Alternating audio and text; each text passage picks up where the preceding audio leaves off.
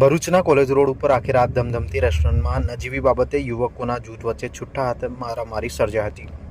Bharuch national highway number 8ના college road પર આવેલ અને આખી રાત ધમધમતી દ્વારકાધીશ રેસ્ટોરન્ટમાં ગઈકાલે રાત્રિના સમયે યુવાનોના બે જૂથ વચ્ચે છૂટા હાથે મારામારી થતાં છૂટી કાચની બોટલો મારતા બે યુવકો ગંભીર રીતે ઇજાગ્રસ્ત થયા હતા।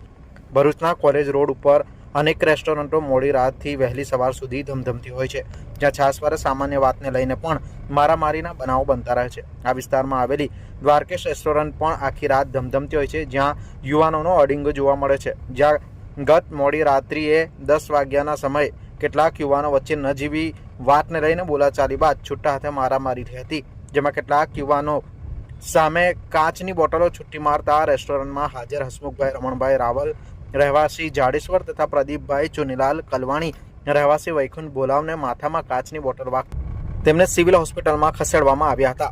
મારામારીની આ ઘટનાનો વિડીયો પણ કેટલાક લોકોએ મોબાઈલમાં કેદ કરી વાયરલ કર્યો હતો। ઘટનાને પગલે સી ડિવિઝન પોલીસનો કાફલો ઘટના સ્થળ પર દોડી આવ્યો હતો, તેમજ સીસીટીવી ફૂટેજ ચેક કરી હુમલાખોરોની ધરપકડના ચક્રો ગતિમાન કરવામાં આવ્યા છે। इस वीडियो को लाइक करें, हमारे चैनल को सब्सक्राइब कर बेल आइकन जरूर प्रेस करें हमारी न्यू वीडियो सबसे पहले देखने के लिए।